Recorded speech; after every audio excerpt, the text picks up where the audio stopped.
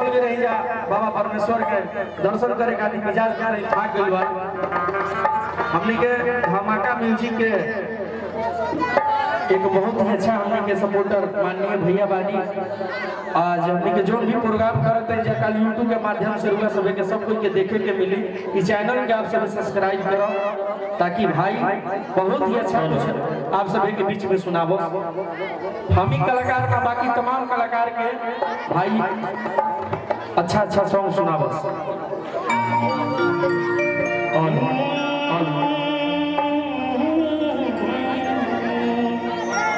Hello कम करो hello hello Bittu बाबा hello कौन दे बच्चों हेलो हेलो हाय साहब के खाली ओ हमारी हमने के याद करल जाओ भैया जौन माई के आशीर्वाद से कोई एसपी बनेला कोई डीएम बनेला भाई हेलो हेलो बोलो हेलो हेलो हेलो कितना बढ़िया बोले लगा एक करे के बनाबो हेलो हेलो आ जाइयो 5 के चल जियो नाच के हम नाचे नहीं किया तारा मिजाज के चीज सुनावत नहीं भैया आई भैया मिजाज में अरे कहां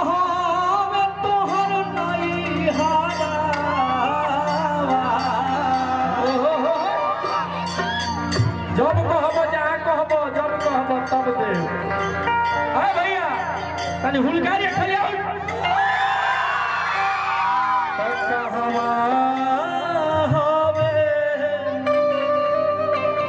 बार पिंटू बाबा जोड़ा नहीं थे तब कहवा हवे अरे ससुरा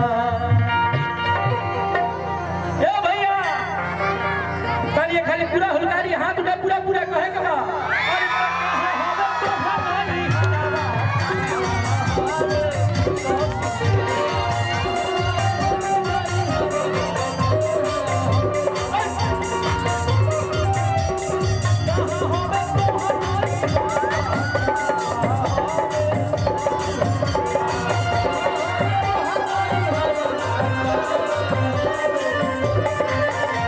भैया बढ़िया दिखे लगा जी अरे हाँ भाई ताली बजे के चाहिए पूरा पूरा हुलकारी बजे के चाहिए पूरा पूरा हाथ उठा चाहिए कहे के बा कि कहां रहे लुए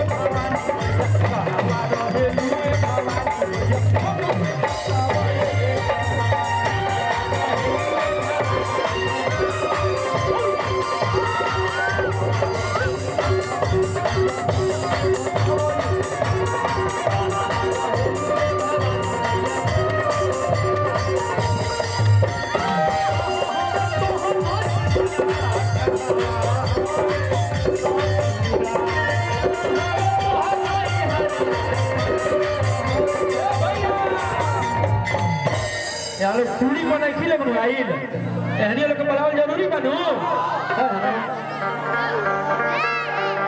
ये घर का मंच है क्या दीपक भैया हम लोग आपके गांव में आए हैं गढ़हनी आपका गांव है और संदेश जो पहुंचा है गांव है कितना किलोमीटर है भैया एक बार दीपक भैया के नाम पे ताली बजे के चाहिए भाई कर गांव में आई बनी भाई या गढ़हनी आई बनी चाहे पोसवा आई बनी कर घर पे आई बनी दीपक भैया कोई दो गाने ज्यादा गा लेगा तो ये स्टार नहीं बन जाएगा फिर राजनीतिक हो जाएगा इसलिए ये भेदभाव का दुनिया छोड़ दीजिए साहब मोहब्बत का दुनिया से आए कि कहे वाला कहले बा कि कुछ गइल कुछ जाता कुछ जाए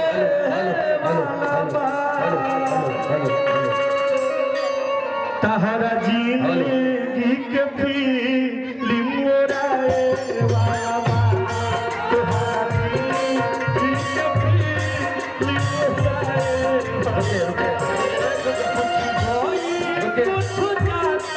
ठीक ना रहा जी एक लेकिन भाई हमें भाई हम गरीब ना करो भाई रुको रुको हम बोलने आए हैं आप गाने आए हैं। बोलिए कम से कम 2 मिनट सुन लीजिए, हम आपको उल्टा सीधा थोड़े बोल रहे हैं। अरे भैया हम सुनो बाबू, अवोध कलाकार नहीं आप भाई हैं, हम भाई मेरा हमको तो समझ में आएगा तभी ना भैया हम गाएंगे। भाई मेरा भैया तनी हाथ उड़ेगा चाहे पूरा पूरा अब तो हवा रहे हुए भगवान भैया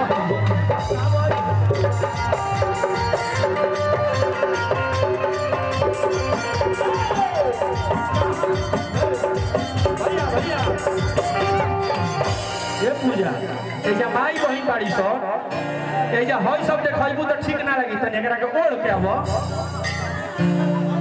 तनी अपन भाव बनैले बड़ी तनी हम अपन भाव में हो जी न भैया